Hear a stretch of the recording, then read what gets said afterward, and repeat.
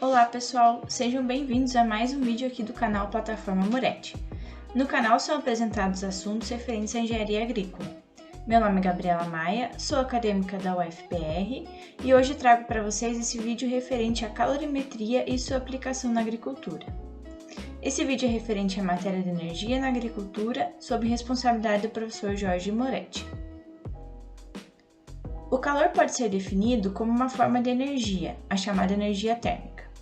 Ele agita as partículas que constituem um corpo e resulta na temperatura desse corpo. Ele pode ser definido também como a transferência de energia térmica entre corpos com temperaturas diferentes. Quanto maior a temperatura, maior a agitação das partículas e, consequentemente, maior a energia térmica do corpo. A calorimetria é a ciência que estuda as trocas de energia entre corpos em forma de calor ou energia térmica. Essa troca gera uma variação de temperatura ou então uma variação do estado físico dos corpos. Sua fórmula fundamental está descrita no slide.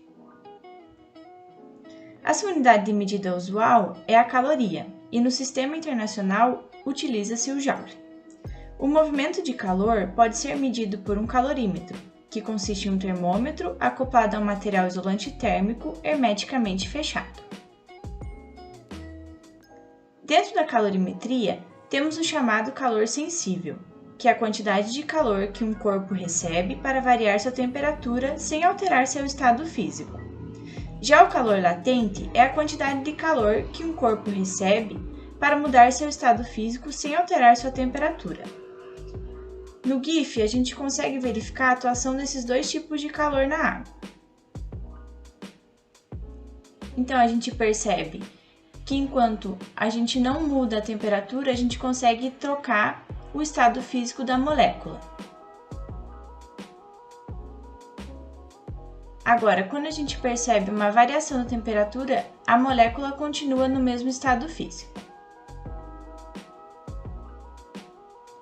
O calor específico é a quantidade de calor necessária para elevar a 1 grau a temperatura de uma massa unitária de dada substância.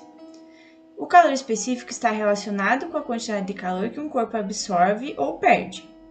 Quanto maior o valor do calor específico, que é particular de cada material, mais difícil é o ganho ou a perda de calor. A sua fórmula também está descrita no slide. Outro conceito importante é a capacidade térmica. Ela está ligada diretamente com o calor específico, pois é a quantidade de calor necessária para aumentar em 1 grau Celsius a massa total de um objeto. A transferência de calor é um fenômeno também intimamente ligado à calorimetria, a variação de temperatura e a variação de energia térmica. Ela sempre irá ocorrer de um sistema mais quente para um mais frio. Esse sistema pode ser entre corpos sólidos, líquidos ou gasosos. Essa transferência de energia irá ocorrer até alcançar um equilíbrio térmico entre os corpos do sistema, sendo esse equilíbrio a mesma temperatura entre os corpos. A transferência de calor pode ocorrer através de 3 principais formas: por radiação, onde a energia em forma de calor é emitida pela matéria, sem a necessidade de um meio material para sua transferência; a condução, que é a transferência de energia das moléculas mais energéticas que compõem o corpo para aquelas menos energéticas, em que as moléculas não têm a possibilidade de se movimentar devido à estrutura do material.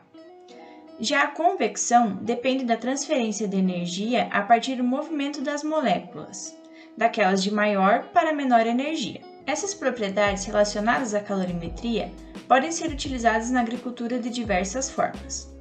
A estufa é um exemplo amplamente divulgado na agricultura.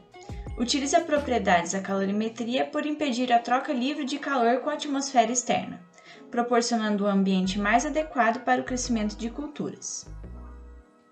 A solarização do solo é um processo físico que utiliza o calor para elevar a temperatura do solo e eliminar patógenos e até mesmo plantas daninhas indesejáveis em um determinado local. No período de inverno, quando ocorrem geadas, alguns agricultores se utilizam do calor do fogo transferido para o ambiente por radiação para evitar a morte das plantas pelo frio. A secagem de grãos é um processo muito importante de condução de calor. Na base do silo, uma fonte de calor permite a secagem dos grãos em contato com esse trocador de calor. Esse calor, então, é conduzido até os grãos mais acima do silo, permitindo a secagem de toda essa massa de grãos.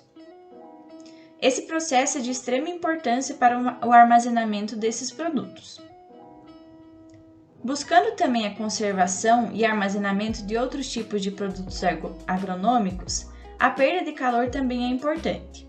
No caso de hortaliças, frutas e outros produtos, utiliza-se baixas temperaturas.